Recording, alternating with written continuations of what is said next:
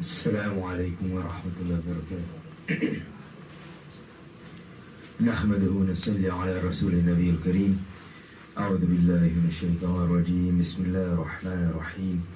الحمد لله رب العالمين الرحمن الرحيم مالك يوم الدين إياك نعبد وإياك نستعين اهدنا الصراط المستقيم صراط الذين أنعمت عليهم غير المغضوب عليهم ولا الضالين آمين.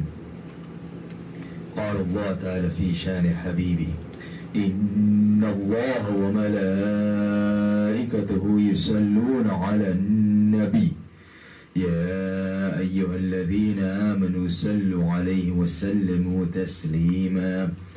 اللهم صل على سيدنا مولانا محمد وعلى آله صل على سيدنا مولانا محمد وبارك وسلم عليه صلاة وسلاما عليك يا سيدي يا رسول الله صلى الله عليه وسلم. Last Friday we were talking about the Hajj of Rasoolullah sallallahu alaihi wasallam, and we'll continue with that today inshallah. Today is the third of the Hajj, which means that Eid will be next Friday, and the Hajj will be the day before, which will be Thursday. And we'll talk more about that after Jummah, inshallah. But we've gotten to the point where Rasulullah ﷺ, after Arafah, comes to Muzdalifah. He spends the night there. And then after Fajr Salat, before the sun rises, he leaves Muzdalifah, headed back towards Mina. And as he's passing a valley of Muhassar, he goes very quickly and speeds his camel up and tells everybody to move quickly, because this is the place where Abraha was punished and just his army was destroyed. So any place where the wrath of Allah comes, then you shouldn't be staying there. This we know also, like when he was returning from Tabuk, when they were passing by the ruins of the people of Thamud, he told everybody to move quickly. In fact, some people had gone into that area and gotten some water, and he had told them not to use that water. And today they've made that into basically a resort for parties. The Saudi government has made Ula, which is where Thamud was punished, into a resort for the parties, so they can get more money. You sell your soul for a few pennies. And this is what they do. This is what we should not do. So, as we mentioned, when he arrives back in Mina, this is the 10th of Dhul Hajj. So everybody else who's not on the Hajj is performing the Eid and making the Eid Salat. But those who are on the Hajj, they don't make Eid Salat. So the first thing you do when you get back to Mina, the first thing that he did is he goes to the Jamarat al-Aqaba, and he stones it 7 times, saying Allahu Akbar as he's throwing the stones. And this is the Sunnah of Ibrahim alayhi salam, because this is where Shaitan was trying to persuade him not to sacrifice his son. The stones he had gathered in Muzdalifah, so he uses those stones and throws them at the Jamarat. And then after that he goes to his tent and he gives a khutbah there. And then he gets up and he goes to the area of sacrifice. And he, as we mentioned before, he brought 100 camels with him. He gave 37 of them to Sayyidina Ali karamallahu wajh. So he keeps 63 for himself. And he sacrifices those 63 camels. And it said that several of them would come forward on their own, so that they would have the honor of being sacrificed by Rasulullah sallallahu alaihi wasallam. And he also sacrificed one cow on behalf of his wives. And Ali radiallahu anhu, he sacrificed the other 37, making 100 camels. Then the barber was called. And so one of the companions was called who has the honor of shaving the head of Rasulullah sallallahu alaihi wasallam. And he shaves the right side first. And when he does this, then Rasulullah sallallahu alaihi wasallam calls Abu Talha al-Ansari radiallahu anhu.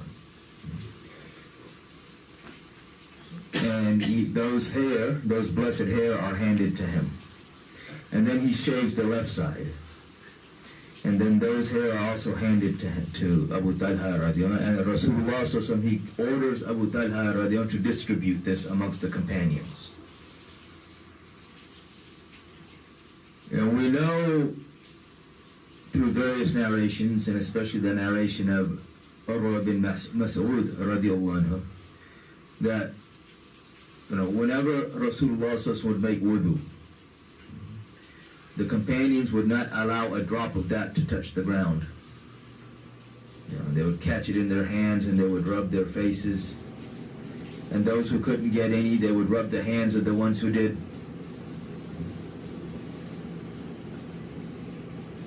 So the same thing with his hair trimmings and his nail clippings.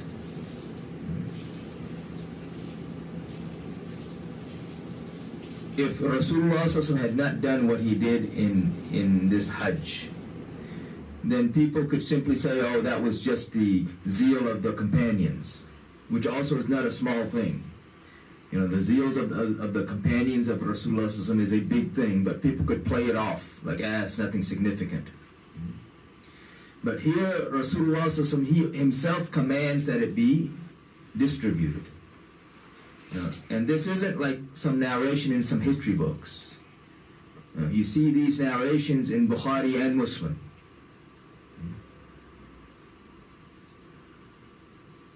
And so all of these blessed hair are distributed amongst the companions, and these are the hairs that are also transmitted through generations and still exist today. And amongst, this is also one of the miracles of Hayatun Nabi, that Rasulullah is alive, because those hair continue to grow, even today.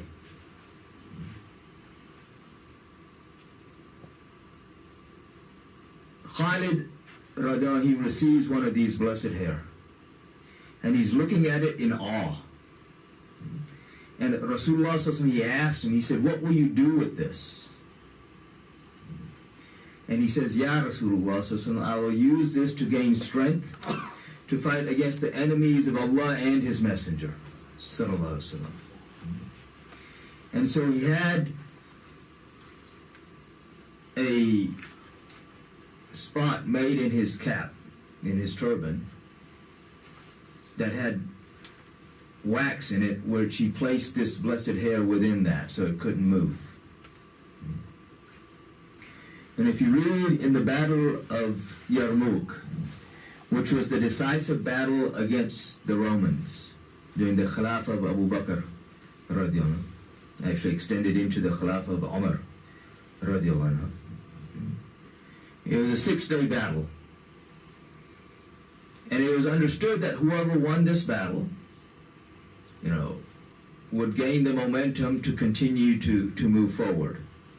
So if the Muslims lost, then there would be no going into any further Roman areas. And this is, of course, Byzantine territory. But if the Byzantines lost, then they knew that there was no stopping the Muslims. On the 4th day of the battle, which was the decisive day of that battle, there's this air amongst the people that whoever wins today, or whoever is victorious on this day, will have the upper hand for the rest of the battle.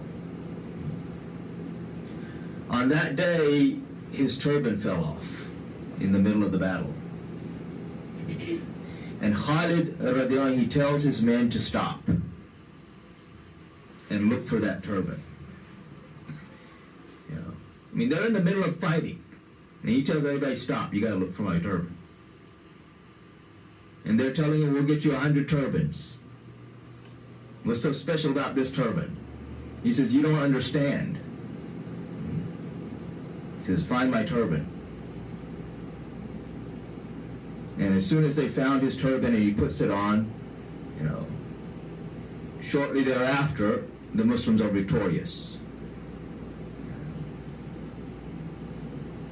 Allah's mercy descends, just like we were talking about earlier, where Allah's wrath has descended, you want to leave that place very quickly.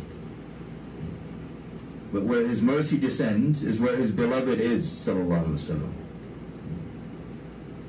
And even His hair is part of Him. So you can't separate the part from the whole. And so again, Rasulullah himself commands that his hair be distributed amongst the companions. And if you read the hadith, like even in Bukhari and Muslim, the wife of Rasulullah Salma, radiallahu anha, the mother of the believers, she had a little vessel. And whenever anybody in Medina Munawwara was sick, they would come to her with some water, and she would pour the water in the vessel and then pour it back out, and they would drink the water, and Allah subhanahu wa ta'ala would cure them. And when you looked inside the vessel, there were 3 blessed hair of Rasulullah in there.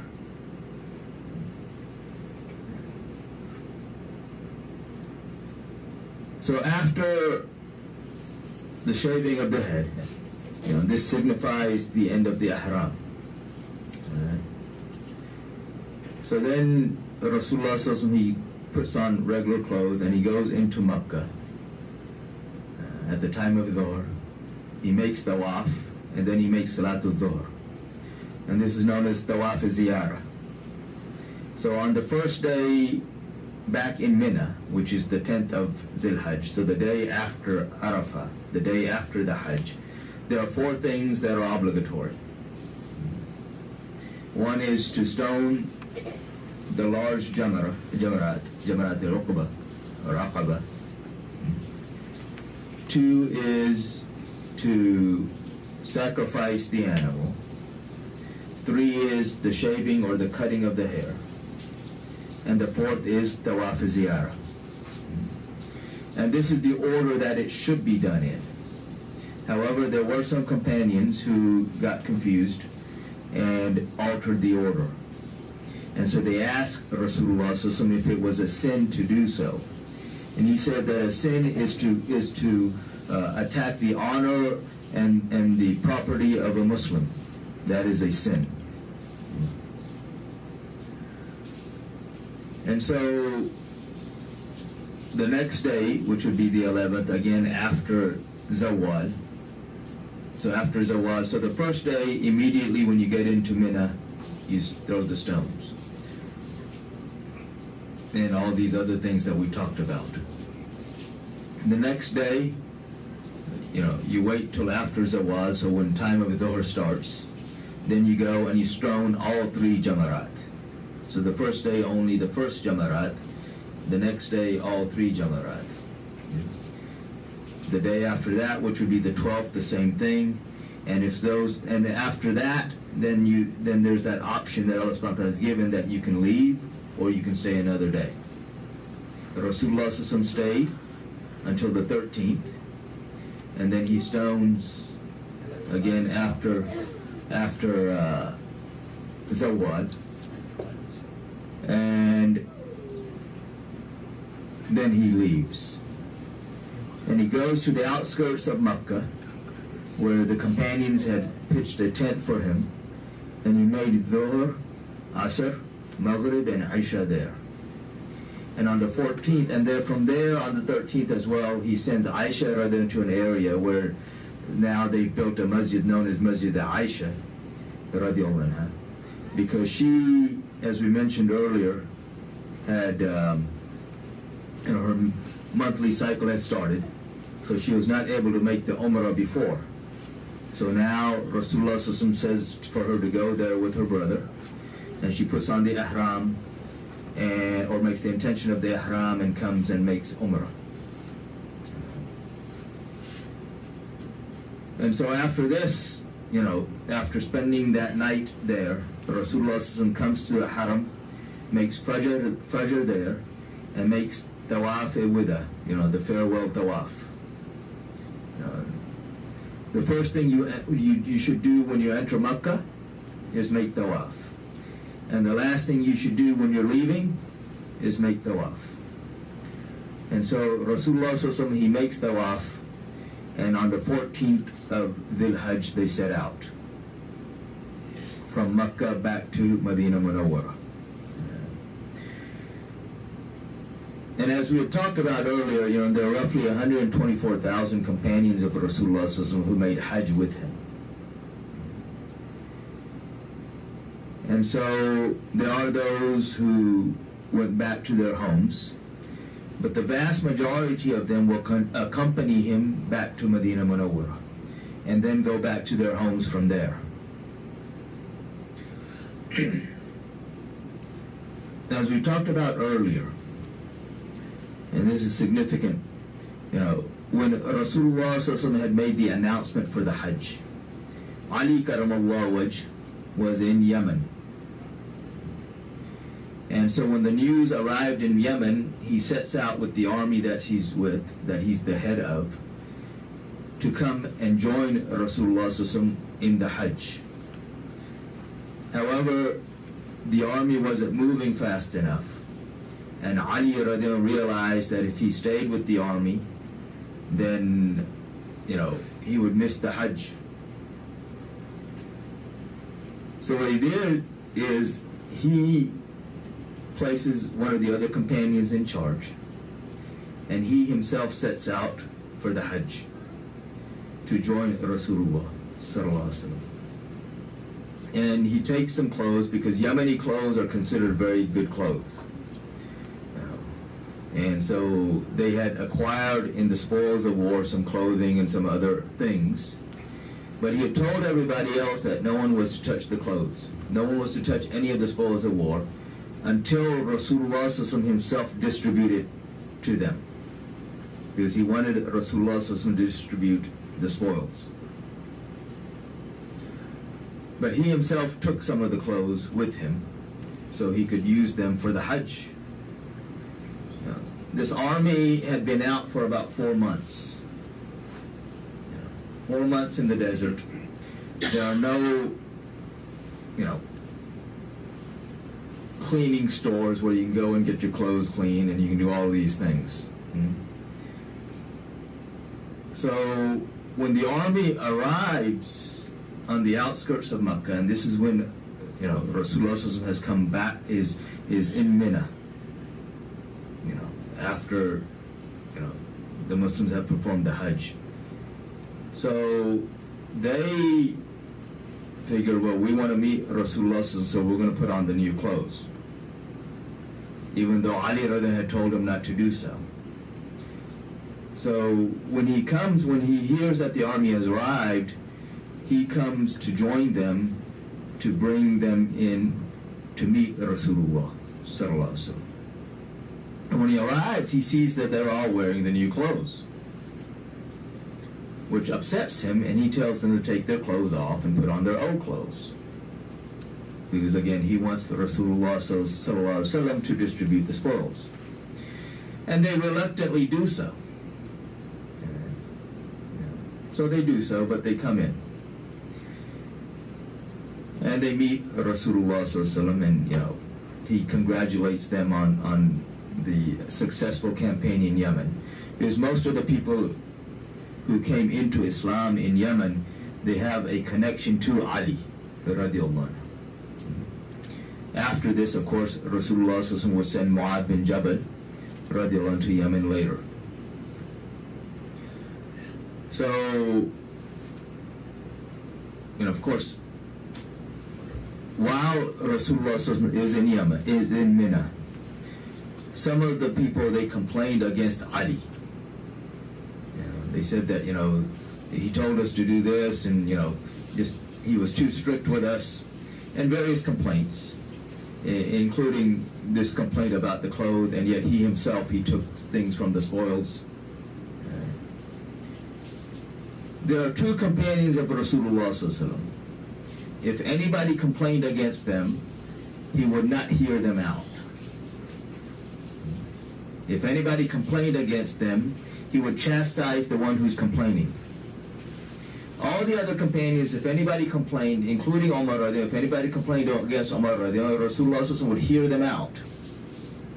But these two companions, he would not hear anybody out on. Abu Bakr and Ali, radiallahu anhu. And people learned very quickly not to complain against them. But of course, when you had, after Fatah Makkah, you have a lot of new people coming into Islam who didn't realize this. So they complained against Ali. And Rasulullah, he simply asked them. He said when they were complaining about him taking things from the spoils of war, he said that he deserves even more than this. And then he asked them, he said, am I not closer to the believers than their own selves? النبي أولى بالمؤمنين من أنفسهم. That am I not closer to the believers than their own selves? And they said, yes. He said, then to whomever I am close, Ali is also close. And for the moment, everything was silenced. However, on the way back to Medina Munawwara, at a place called Ghadir al-Khum, on the 18th of Dhul Hajj, some of those who weren't there when this initial interaction took place came to Rasulullah and again complained about Ali over the same matter, same issues. And so this is when Rasulullah he gathers all of these companions and he goes on a high place and he takes with him Sayyidina Ali karamallahu wajh.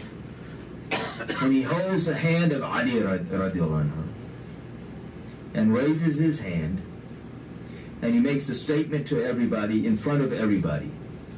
Man kunta mawla fahada aliyun mawla. That for whomever so I am his mawla, Ali is also his mawla.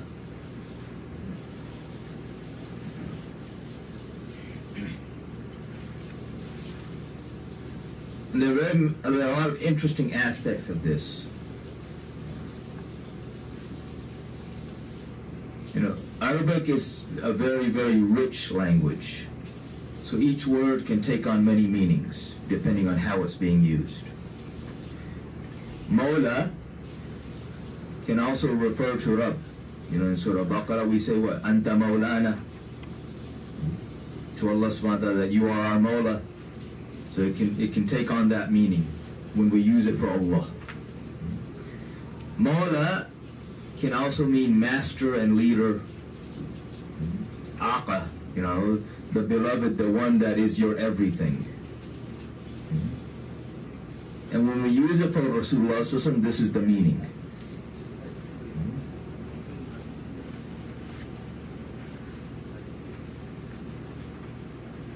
Mawla can also mean slave. It can mean freed slave, but it also means slave.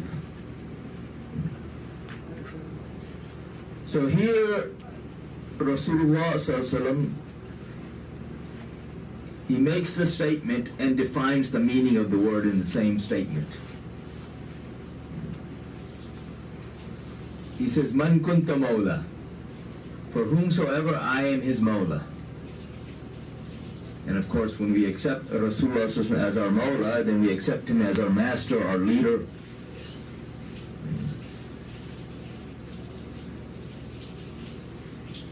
فَهَذَا عَلِيٌّ mawla. This Ali, not just any Ali, this Ali is also your mawla. So the meaning here is tied to the meaning with Rasulullah, meaning that if you accept me as mawla, as your master and your leader, then you accept Ali as your master and your leader. If you reject him, radiallahu anhu, then you reject the Rasulullah sallallahu alaihi wasallam. Meaning the meaning is tied together here.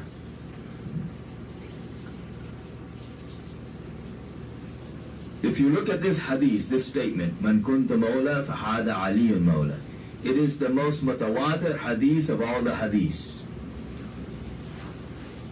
It is the most commonly narrated hadith than any other hadith. More than 30 different companions have narrated it.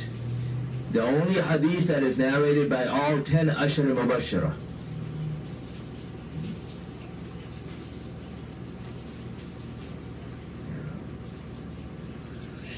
You know, it's not some obscure hadith.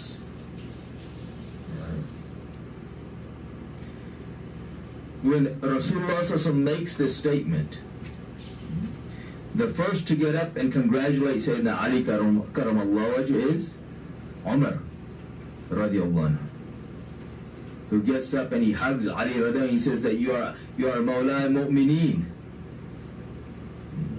You are Mawla of all the believers.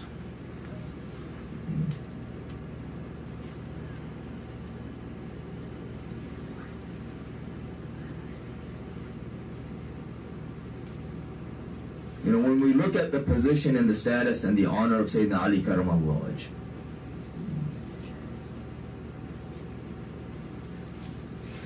he is Sabiqun al-Awwalun, right? He is amongst the first of those who believed. And in reality, he is the first male to believe. Of course, first person to accept, of course, is the Khadijatul Kubra radiallahu anha. And Ali radiallahu is the next. He is the first to make salat in Jamaat with Rasulullah sallallahu alaihi wasallam. He is the one for whom Rasulullah sallallahu alaihi wasallam said, Ali minni wa ana min. That Ali is from me and I am from him.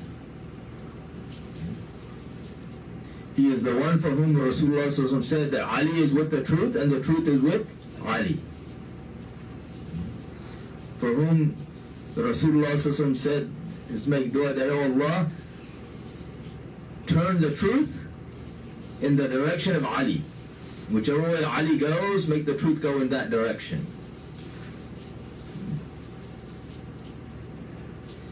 He is the one who will be holding the banner of Rasulullah sallallahu alaihi wasallam on the Day of Judgment, under which all of the believers will gather. He is the demarcation between Iman and Nifaq, between faith and hypocrisy.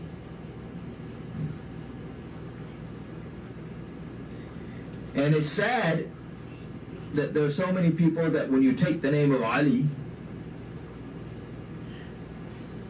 you get some strange reactions.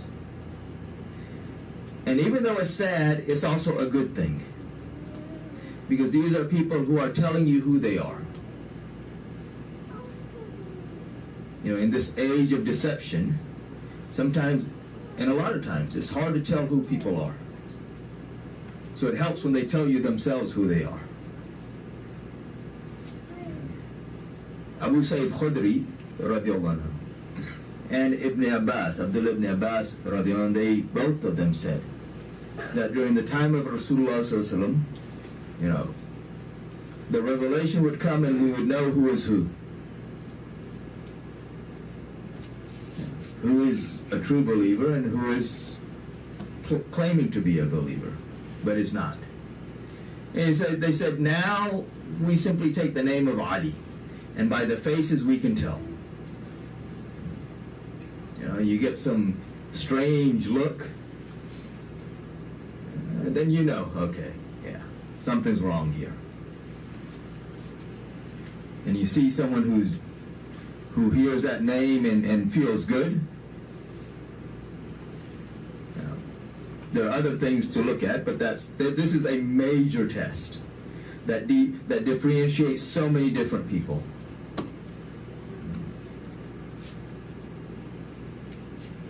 So Rasulullah sallallahu alaihi wasallam, after this, then they continue the journey. They finally arrive in Medina Munawwara. But this was a summary, last 2 Fridays was a summary of the Hajj of Rasulullah sallallahu alaihi wasallam. So, may Allah subhanahu wa ta'ala allow us to understand and to implement, and may He fill our hearts with His love and the love of Rasulullah sallallahu alaihi wasallam, and the love of the household of Rasulullah sallallahu alaihi wasallam, as well as the companions of Rasulullah sallallahu alaihi wasallam, and all of those whom they love. And may He give strength and victory to our brothers and sisters that are being oppressed throughout the world, whether in Gaza or Palestine or Kashmir or Sudan and everywhere. And may He protect us from the fitna of Dajjal. Those who have not made sunnah, go and make sunnah.